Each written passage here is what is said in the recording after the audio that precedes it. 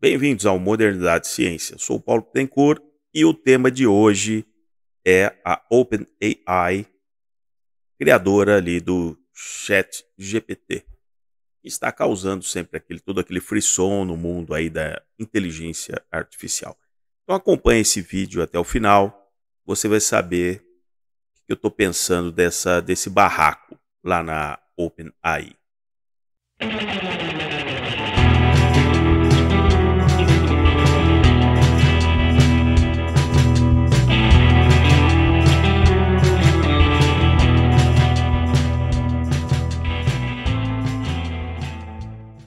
Pois bem, só recapitulando alguns fatos recentes. A, a OpenAI é uma empresa com sede ali na Califórnia, que em 2015 foi criada com objetivos não lucrativos, né? Como se fosse uma ONG, visando o estudo da chamada inteligência artificial. Só fazendo um parênteses, inteligência artificial é uma coisa que, na verdade, não existe. Foi um termo que foi criado, que é muito chamativo, é um joguinho de palavras. Assim como 30 anos atrás, ficou muito comum o uso das palavras realidade virtual. Todo mundo falava de realidade virtual, uma coisa fantástica. Então, não existe uma realidade virtual. Uma palavra anula a outra. Como é que pode ser uma realidade ao mesmo tempo virtual, né? Evidentemente que existia uma nova tecnologia que permitia óculos em visão 3D, você podia acionar coisas ali com luvas que tinham sensores e tal, e aí se chamou isso de uma maneira mercadológica de realidade virtual. Da mesma maneira que se utiliza o termo inteligência artificial. Para existir inteligência, você tem que ter uma autoconsciência. Você tem que ter uma percepção de você no universo. Os animais têm uma inteligência limitada ao tipo de animal ali, né, que ele está inserido. Mas ele não tem uma noção da participação dele no entorno. Ele pode ser um predador, ele pode ser um ser ali, um ruminante, ele pode ser um peixe e assim por diante, ele pode ser uma ave, mas ele não tem essa consciência. Para existir inteligência tem que haver consciência, que é essa noção da sua própria existência e do entorno. Então o fato de você usar o termo, por exemplo, inteligência artificial, já é realmente uma coisa que simplesmente não fica de pé, porque não vai haver nunca uma inteligência que seja artificial. Se ela existir, ela é dotada de consciência, de autodeterminação, de independência, né? O que não é realmente um algoritmo programado, por mais poderoso que seja para descobrir padrões de comportamento, você vai chamar isso de inteligência artificial. Mas, muito bem. Então, voltando à OpenAI. Ela realmente é criada, começa a receber muitos fundos, né, muitos fundos de venture capital na Califórnia, até que a própria Microsoft recentemente resolve investir 13 bilhões de dólares nessa empresa quando vem a público que eles têm um algoritmo que eles chamaram de ChatGPT, que consegue, desde que ele acesse grandes bases de dados, fazer rapidamente toda uma análise daqueles padrões e devolva para você uma, uma criação, entre aspas, dado que ele conheceu aquele padrão e você faz uma pergunta e ele diz, olha, então a melhor alternativa para tudo isso que você perguntou é essa. Pode ser um formato, pode ser uma foto. Por exemplo, então, se você diz, eu quero uma foto de uma figura de um peixe que está num lago, que ele começa a produzir toda essa busca. Um peixe, você falou de um peixe que está num lago, que seja um local assim, tropical, que não sei o que. Aí ele vai atrás de um lago tropical. Ah, isso é a imagem de um lago tropical. Só que ele faz isso em frações de segundos e traz para você uma imagem de um peixe, de uma lagoa, que você disse que tinha que ser uma lagoa, tem que ser num ambiente tropical e assim por diante. Então, a captura de padrões pré-existentes e a construção daquilo que você pediu é talento desse algoritmo. Agora, voltando à questão da OpenAI.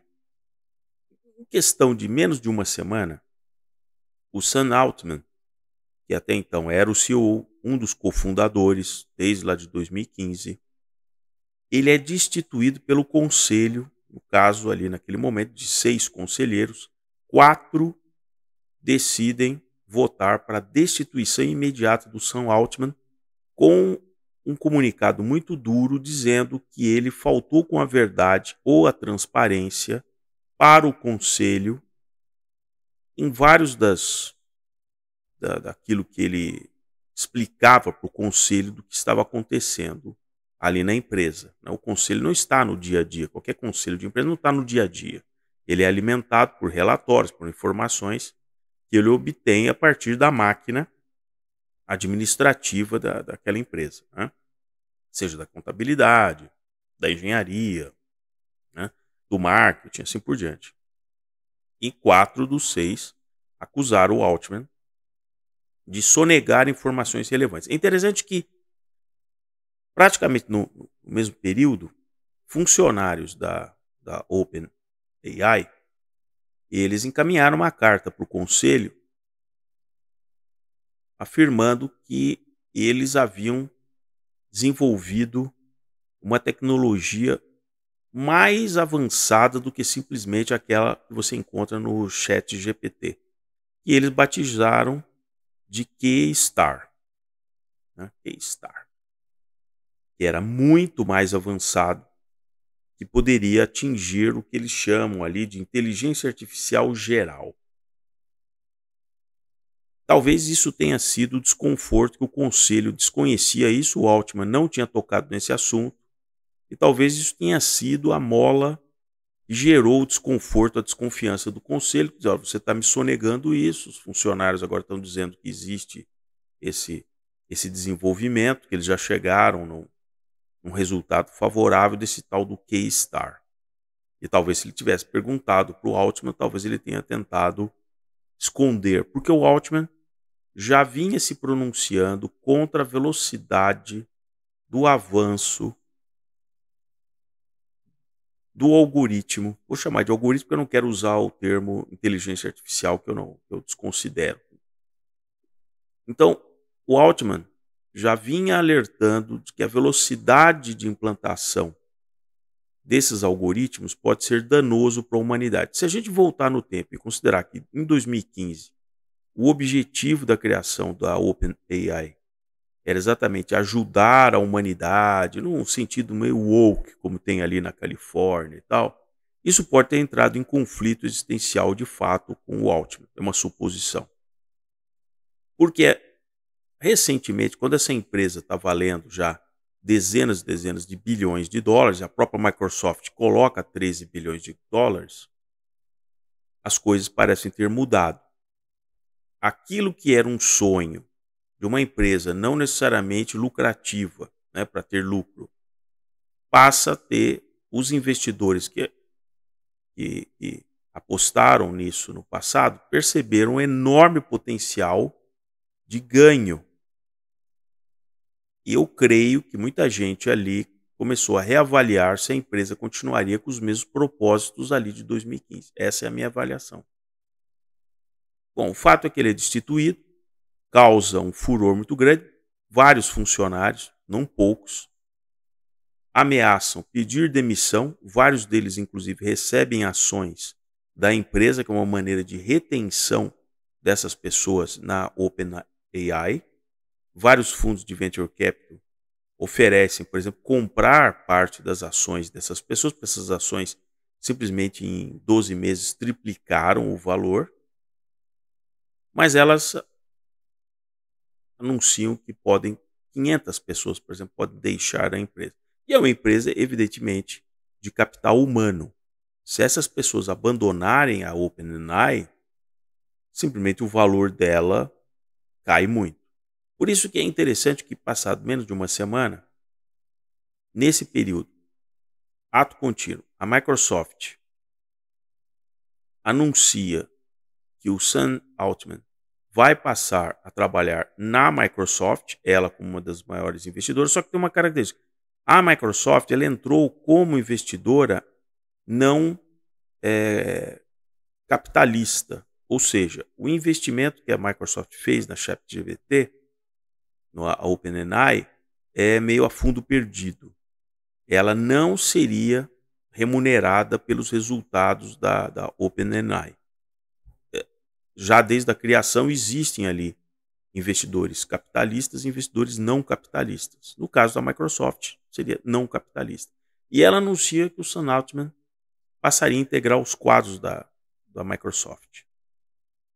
E aí começa uma pressão para que ele volte.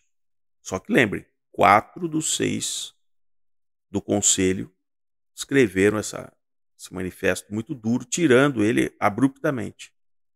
E aí é anunciado, depois de 5 dias, que ele voltaria para a OpenAI. Primeiro não estava definido exatamente como. Dos 4 conselheiros que fizeram essa manifestação, 3 foram afastados e ele acaba voltando como CEO da OpenAI. E é anunciado um grupo de notáveis para integrar o novo conselho, entre outros o Larry Summers, que foi secretário do Tesouro americano, um cara do setor financeiro de longa data, né? Mais de 30 anos. E no protagonismo do segmento financeiro americano. Não que ele já não esteja no segmento há muito mais tempo que só 30 anos, mas ele ganhou protagonismo primeiro como vice-secretário do Tesouro, na época da geração Greenspan, e depois ele acabou se tornando secretário do Tesouro americano, o Larry Summers. E esse conselho já foi analisado, que é um conselho provisório, porque ele será ampliado para 9 membros. Bom, aí vem as minhas reflexões a respeito disso. Um conselho poderoso que destitui o Sam Altman em uma semana, ele é desmembrado, 3 desses que eram simplesmente saem por quê?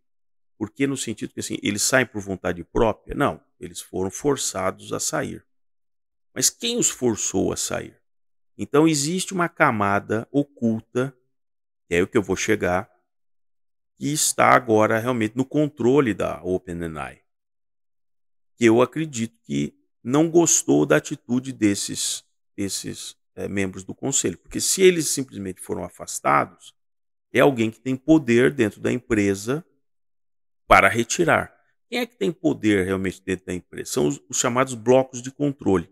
Quem detém, por exemplo, as ações, né, forma um determinado bloco de controle e é ele que escolhe o conselho e um CEO. Eles controlam a empresa. Então, a saída desses membros do conselho, sem dúvida, vem de empresas, com certeza, da Califórnia, que são as empresas de Venture Capital, e provavelmente da Microsoft. A Microsoft foi alguém que simplesmente deve ter intermediado isso. Disse, não, eu apoio, tanto é que o rapaz eu posso colocar aqui na empresa, até que vocês resolvam isso, e aí, passado alguns dias, simplesmente, não, a gente consegue, vamos destituir esse conselho e você devolve o Sam Altman para o OpenAI, o que a Microsoft prontamente concordou. Aonde que eu quero chegar, finalmente, aqui para vocês? Existe alguma coisa numa camada mais profunda que nós, neste momento, não sabemos, que é o que está motivando esse tipo de situação nessa empresa. Há um fio, né, que a gente pode rastrear, que para mim é essa descoberta do K-Star, esse upgrade da inteligência artificial. Quer dizer, evidentemente que o software, o algoritmo inicial, ele sofreu por várias melhorias. E um dos conceitos da chamada inteligência artificial é que você aprende à medida em que você está medindo padrões numa velocidade que os seres humanos jamais conseguiriam definir quais são as relações de causa e efeito e quais são as relações de vários padrões que se repetem. Porque os seres humanos, eles gostam de padrões. Você gosta de ir aos mesmos locais, aos mesmos restaurantes, frequentar, fazer a mesma rota. O ser humano, historicamente, uma coisa milenar, ele gosta de padrões, porque foi através dos padrões que ele percebeu do clima, das estações, da posição das estrelas, daquilo que ele encontrava na natureza. O ser humano foi um grande observador de padrões que se repetem e ele usou esses padrões para tomar decisões que lhe fossem favoráveis. Agora, numa escala onde uma enorme capacidade de processamento, você descobre dentro de uma população qual é a média dos padrões de comportamento dessas pessoas, o que elas assistem, por onde elas trafegam, quanto tempo elas ficam observando um tipo de vídeo, de filme, de série, como que elas interagem nas redes sociais, isso tem um padrão de comportamento social. E para mim é esse a grande sacada dessa segunda camada do ChatGPT. Como fazer um controle social das pessoas na medida em que você já identificou qual é o padrão de comportamento dessas pessoas. Se você identificou qual é o padrão de comportamento de um grupo social, você vai inocular o próximo passo, fazendo esse grupo social acreditar que ele está tomando aquela decisão porque eles quiseram, mas na verdade eles não vão perceber que eles foram induzidos a tomar aquela decisão.